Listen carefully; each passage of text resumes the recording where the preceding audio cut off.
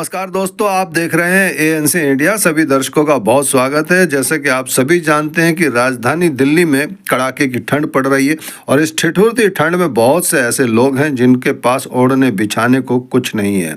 और ऐसे में उन लोगों के लिए एक बहुत बड़ी राहत का काम कर रहा है राजीव गंभीर यूथ ब्रिगेड। जी हाँ, राजीव गंभीर यूथ ब्रिगेड अपने हर साल की भांति इस साल भी उन्होंने उन असहाय लोगों के लिए कंबल वितरण का कार्यक्रम करा। राजीव गंभीर इस यूथ ब्रिगेड के चेयरपर्सन हैं और भारतीय जनता पार्टी के सीनियर लीडर हैं। उन्होंने इस कार्यक्रम के जरिए लोगों को कंबल तो बांटे ही, साथ में उन्होंने क्या कहा वो पूरा आप तक पहुंचाने की कोशिश करते हैं।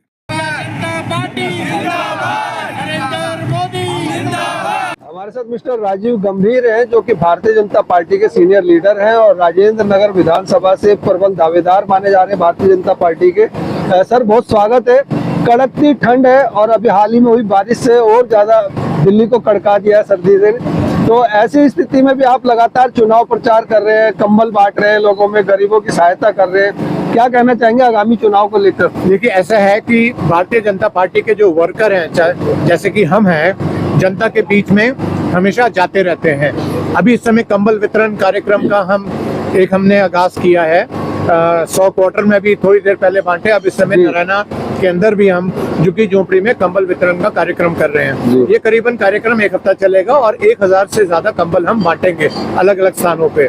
भारतीय जनता पार्टी की जो सोच है, लोगों को जो जितने भी हमारे दिल्ली के निवासी हैं उनको जागरूक कराने की जो सोच है कि आम आदमी पार्टी सरकार ने किस तरह से भारतीय जनता पार्टी की जो नीतियां थी उनको लागू दिल्ली में नहीं होने दिया। बहुत सारी ऐसी स्कीम्स भी थी और बहुत ऐसे प्रोग्राम्स थे जिसमें अरविंद केजरीवाल की सरकार ने फाइलों के अंदर ही उनको दबा दिया, एलजी के पास नहीं भेजी। अगर भेजी तो उनके अंदर ऐसे स्टेटमेंट्स या ऐसे उन्होंने व्याख्यान किया कि वो फाइलें पूरी नहीं हो पाई, क्लियर एलजी साहब से नहीं हो पाई।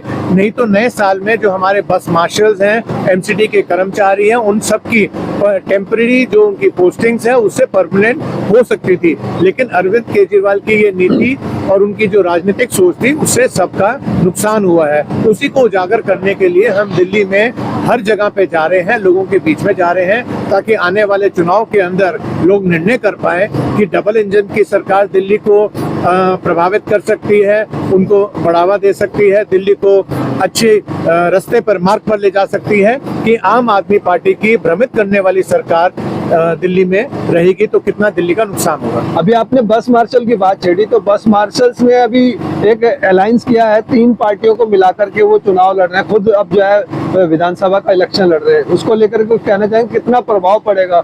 देखिए, प्रभाव तो जब जनता जो है, जो परेशान होती है, उनकी जो समस्याएं होती है वो उनको रखना भी चाहिए, हर पटल पे रखना चाहिए, चाहे वो राजनीतिक हो चाहे सामाजिक हो।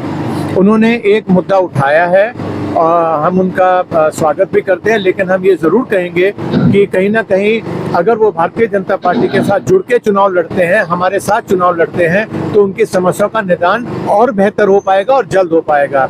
मैं उम्मीद करता हूं कि इस बात का वो संज्ञान लेंगे और जल्दी ही भारतीय जनता पार्टी के साथ मिलकर वो भारतीय जनता पार्टी को दिल्ली में स्थापित करेंगे। भाजपा ने पूरा दमखम लगा दिया, जो उनके सांसद रहे हैं, मंत्री रहे हैं, उनको विधानसभा के चुनाव दे रहे हैं, इलेक्शन में सीट दे रहे हैं उनको। देखिए, राजनीति के अंदर बहुत जरूरी ये होता है कि आप चुनाव जीतें।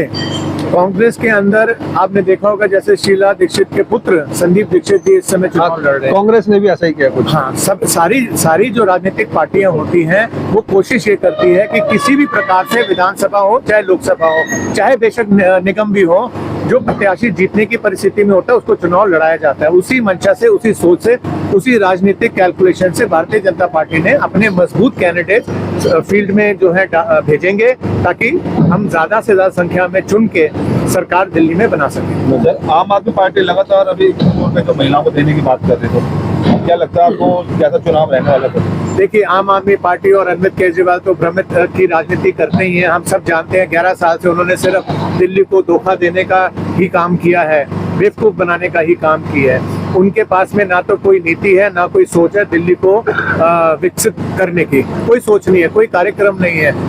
2100 रुपए का जो उन्होंने अभी इस समय घोषणा की है मैं आपके संज्ञान में और आपके माध्यम से लोगों को, जनता को ये भी बताना चाहता हूँ, जो रजिस्ट्रेशन ये हुई है, ये इलेक्शन कमीशन का जो कार्ड है, वोटर आईडी है, उसको लेके हुई है। बड़े अचंभे की बात है कि दिल्ली के अंदर पूरे भारतवर्ष में अगर सरकारी कोई भी प्रावधान, किसी प्रकार की भी धनराशि या कोई लाभ किसी भी व्यक्ति को दिया जाता है तो उसके लिए आधार कार्ड अनिवार्य है। इस जो फॉर्म आम आदमी पार्टी भर रही है, इसके अंदर आधार कार्ड का कोई जिक्र ही नहीं है, विवरण ही नहीं है। तो जब आधार कार्ड है ही नहीं तो बैंक खाते लिंक कैसे होंगे? जब बैंक खाते लिंक ही नहीं होंगे तो पैसा नहीं आएगा। ये अपने आप में ही स्थापित करता है कि मूर्ख और बेवकूफ बनाया जा रहा है, आम जनता को, भोली वाली जनता को पागल बनाया जा रहा है। हमारे को इससे सतर्क रहने की बहुत जरूरत है, बल्कि आप लोग भी इस बात को लोगों के बीच में पहुंचाएं कि ये पैसे आने वाले नहीं है, ना पंजाब में आए, ना दिल्ली में पहले आए, ना अब आएंगे। तो अरविंद केजरीवाल को करारा जवाब देना चाहिए, क्योंकि अरविंद केजरीवाल समझते हैं कि दिल्ली की जनता जो है भोली भाली है, उनको मूर्ख बनाना आसान है। ऐसी बात नहीं है। इस बार पूरी जनता दिल्ली की, इन्होंने निर्णय कर लिया है कि भारतीय जनता पार्टी को ही जिता के सरकार बनानी है, ताकि डबल इंजन की सरकार दिल्ली में डेवलपमेंट का कार्य कर सके। धन्यवाद जी। भाई अपना परिचय एक बार दे दें और बताएं। मैं देव आनंद जी, सहकार भारती नई दिल्ली जो जिला है उसका मैं अध्यक्ष हूँ। जैसा कि आप जानते होंगे, अभी भाई साहब ने कहा कि सर्द जो हवा चल रही है, मौसम सर्द है, ये सर्द नहीं है बल्कि ये गर्म है। और राजनीतिक सर्द गर्म होता है और होता रहेगा। आगे आप देखेंगे जैसे जैसे सर्दी बढ़ेगी राजनीतिक माहौल और गर्म होगा। और ये गर्म क्यों होगा? ये गर्म इसलिए होगा कि राजनीति के अंदर जिस प्रकार से झूठे वादे और झूठे इरादे लेकर के केजरीवाल जी इस दिल्ली की सत्ता पे काबिज हुए थे, वो झूठों का हम पोल खोल रहे हैं और खोलते रहेंगे। आपने देखा होगा कि हमारा स्लोगन है कि बहाने नहीं, बदलाव चाहिए और दिल्ली में भाजपा सरकार चाहिए। राजीव गंभीर आपके यहाँ के लोकल नेता हैं, वो किस तरह का काम कर रहे हैं, कैसा? राजीव गंभीर जी हो या कोई और भाजपा प्रत्याशी हो, सभी को राजेंद्र नगर की क्षेत्र की जनता जिताना चाहती है, मौका देना चाहती है, क्योंकि भारतीय जनता पार्टी के प्रत्याशी को विजयी बनाएंगे। यही यहाँ का सबका सपना है। जय श्री राम। धन्यवाद। राजीव गंभीर जी का कैसा काम है आपके क्षेत्र में, राजेंद्र नगर में? नहीं, राजीव गंभीर जी बहुत अच्छा काम कर रहे हैं। वो किसी भी व्यक्ति को पूरे क्षेत्र के कोई भी परेशानी हो, वो राजीव गंभीर जी से पर्सनली फोन करके मिल सकता है। आप राजीव गंभीर जी का कहीं भी कोई भी पोस्टर देख लीजिए, उसमें उनका जो नंबर लिखा हुआ है वो उनका व्यक्तिगत नंबर है। किसी भी तरह, और उनको आप अगर कॉल करेंगे, अगर 1% वो नहीं भी उठा पाए तो वो तुरंत कॉल बैक करके पूछते हैं। और किसी भी तरीके की परेशानी आप उनसे जाके कम्बल वितरण भी किया आपको? आज उन्होंने कम्बल की बात वो करते रहते हैं सर्द मौसम। वो ये कहीं भी उनका ये नहीं है कि वो पॉलिटिकल वजह से, उनके अंदर ये किसी बहुत से व्यक्तियों के अंदर एक अंदर से होता है कि हम अपने क्षेत्र के लिए, गरीबों के लिए कुछ करें।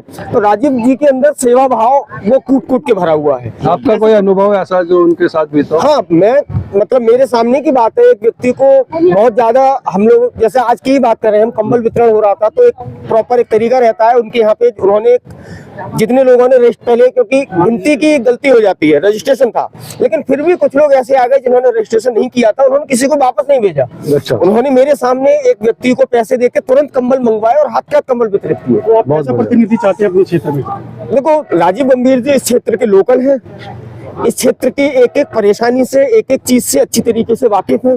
तो ऐसा ही प्रतिनिधि बहुत अच्छा रहेगा, क्योंकि हर समस्या को जानता हूँ, जिसको सब लोग जानते हो, और जो अपने लोगों के लिए हर समय उपलब्ध हो। बिल्कुल। एक चीज और होती है, आप जैसे अभी की जो सरकार है, आप पूरा क्रियाक्रम देखिएगा 11 साल से पिछले। केजरीवाल जी एक पढ़े लिखे आदमी है, पढ़े लिखे आदमी को पता होता है कि मेरे पास में क्या क्या पावर है। उन्होंने, मैं वो 1 मिनट में वही बता रहा हूँ, उन्होंने पहले वायदे किए बहुत सारे, फिर जो पूरे नहीं हुए तो कह दिया जी केंद्र सरकार नहीं करने दे रही है। तो आप तो पढ़े लिखे हो, आपको तो पहले से पता है कि ये केंद्र सरकार करती है और ये राज्य सरकार करती है, तो आपको वायदे नहीं करने चाहिए थे, या फिर उनको पहले बताना चाहिए था कि ये वायदे केंद्र सरकार के सहयोग से। 10 साल से वो सरकार में, वो केवल बेवकूफ बना रहे हो, ब्लेम गेम। ठीक, थैंक यू। इसी के साथ मैं रूप सिंह गुसाई आप सभी से अनुमति चाहता हूं। जल्द मिलूंगा, तब तक आप अपना बहुत ख्याल रखिएगा। और इस पूरी खबर को लेकर के आपके जो भी सुझाव हो, जो भी विचार हो, हमारे साथ जरूर साझा कीजिएगा। नमस्कार, धन्यवाद, जय हिंद, जय भारत।